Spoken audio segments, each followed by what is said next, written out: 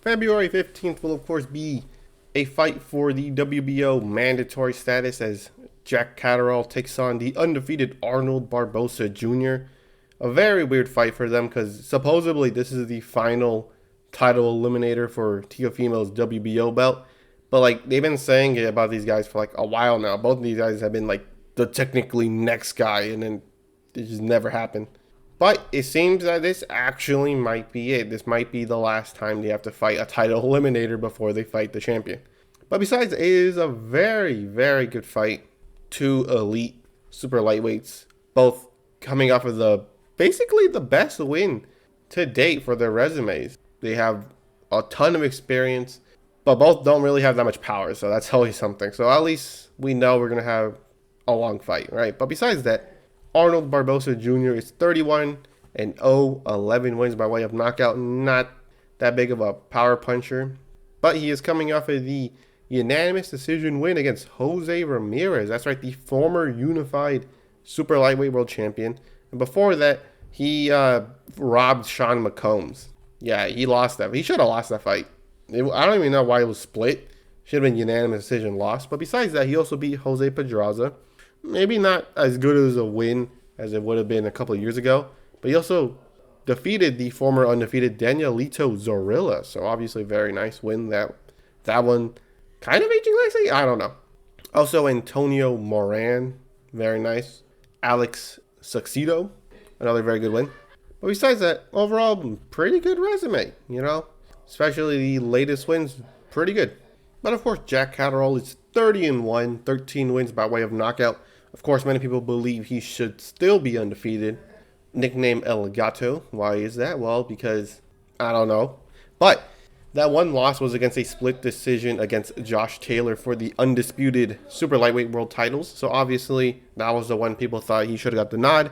Makes sense. It was slightly favoring Catterall, but he didn't. But he did get his revenge against Josh Taylor 2 fights later, defeating him by unanimous decision in a still somewhat close fight, except the last 2 rounds he stole those. Not really stole them, but he worked hard for them, right?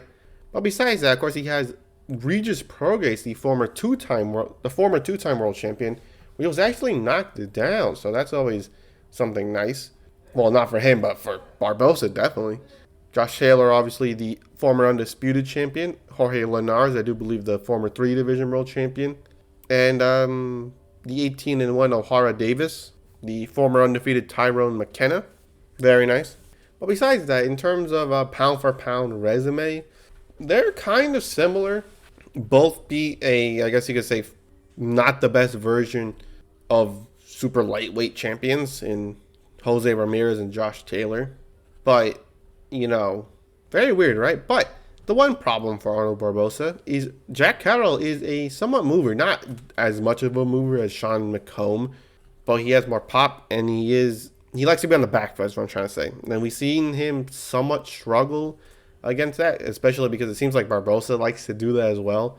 Don't get me wrong, he does like pressure fighting, but he has really no problem going on his back foot. But unfortunately for him, he'll have to go on the front foot against Catterall. So probably going to be struggling in the early rounds, right? But Catterall does have a tendency to gas out in the second half. Now, of course, he didn't gas out against Josh Taylor and Prograis. Why? Because he knocked down Prograis in the 9th round, which I do believe gave him a sudden urge or surge of energy. And he hurt Josh Taylor, I think, in the last couple of rounds, which I do believe that gave him, a boost of energy there as well. But if that didn't happen, it's very obvious. That dude gets tired. He gets tired, right? And of course, Barboza is a very good body puncher. He has great combinations. Not a lot of power on him, but you don't really need power to hurt someone in the body, as a lot of people say. One well-placed shot, you're going down, right? But Catterall, what I do think is that he just throws. He throws a lot, but a lot of the time he kind of just doesn't. He kind of just throws it just to keep himself busy, I guess, which it could be why he kind of gasses out. But the one problem for Catterall is he's never first, which don't get me wrong, he's a good counter puncher, which is probably why he doesn't go first, but that could make him lose a bunch of rounds against Barboza due to the fact that Barboza will be first. And I think he'll be ready for those counter shots. I think he'll be ready. I think he's prepared for this fight. I mean, this is basically another super big opportunity. He beat Jose Ramirez, which was a fight he always wanted. And now beating Jack Catterall would give him the title shot, that which, don't get me wrong, both of them really want, but I feel like Barboza really wants it. I mean, especially because he's 33. You know, if he loses this fight, no offense, but the title picture gets very, very small for Barboza. So it seems like he has a lot more to lose in this fight than Catterall. Because Catterall is 31. He got a little bit more years in him to go for a title shot. So, you know. But besides that, it can be a very close fight. Catterall's going to be on his back foot. I'm going to think that Barboza is going to be the first one to punch. Hopefully the last one as well if he wants to win.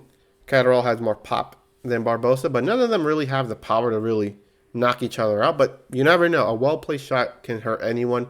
We watch Suarase knock out Munguia, so obviously anything's possible.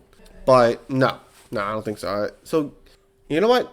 I was leaning towards Barboza because I think due to the fact that Catterall doesn't move as much as his past opponents, that he'll be able to land a lot more shots. But probably not. You know, that Sean McCombs fight, it really just makes me question a lot of things, right? And he's going against a guy with a little bit more power and more experience than McCombs. Not as maneuverable, not as light on his feet as someone like McCombs, but he has a bunch of other stuff that really, you know, makes the gap seem really not noticeable.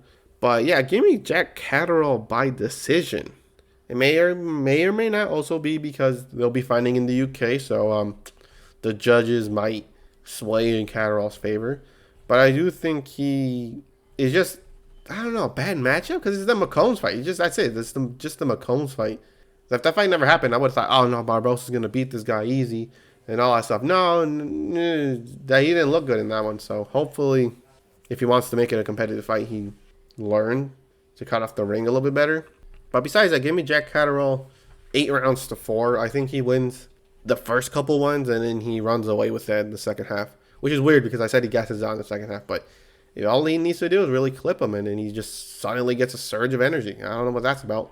But yeah, give me Jack Catterall 8-4 against Arnold Barboza Jr. Getting his title shot. May or may not be against Teofimo Lopez. He's always been the moving up thing, so you never know. He might be a welterweight. He'd be fighting for a vacant title. But besides that, give me Jack Catterall by unanimous decision. I do believe he beats Arnold Barboza somewhat convincingly.